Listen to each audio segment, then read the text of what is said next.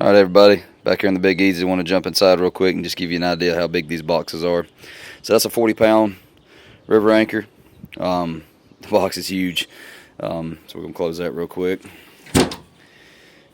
And this is the 60-gallon live well. It is massive. I've had a ton of fish in it, had some pretty good sized cats in it on accident so far crappie fishing this year, and it does an excellent job. I do not have the oxygen system in it, but as long as I've kept the water running, it's done fine. So that's the back of the boat. There's plenty of room. You lower that bimini, and there's absolutely plenty of room. Or you can actually stand in here and lean up against the bimini, and works perfect. So you have your driver's station. Very simple. Not a whole lot going on here, but it gives you what you need.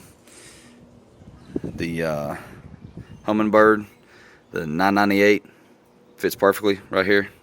So as you can see, looking up front, the room in the boat is just amazing.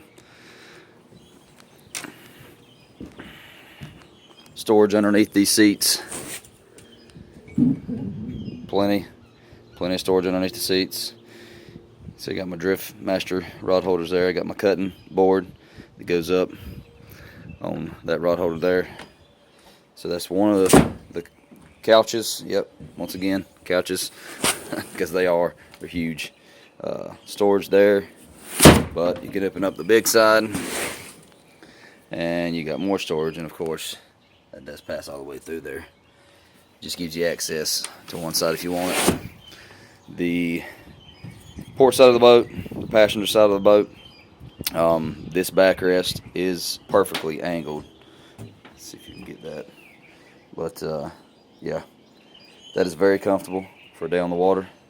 I do have my bait tank wired right here. You can see the hooks where I strap it in. You can see the wiring harness.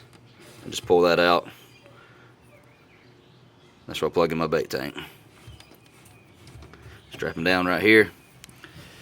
This rod holder here is a Cabela's 8-position or 8-rod holder. You do have the front storage locker, which I have my battery for the bait tank and some storage here. This is dry storage on the boat. And then up front you have a pretty massive, I don't know if you can really get a good perspective of just how massive it is in here, but once again, there's a 40-pound river anchor with 200 feet of road, and there's plenty of room. You could put 7 or 8 of those things in there, really. It's deep.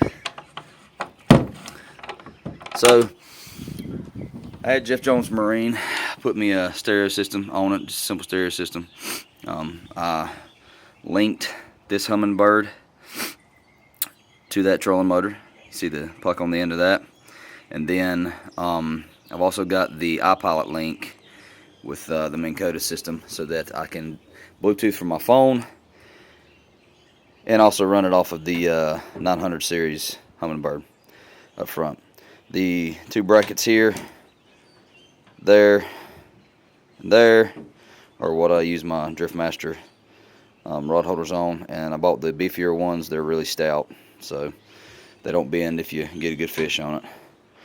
From the front looking back, there's a ton of room. I mean, there's a ton of room.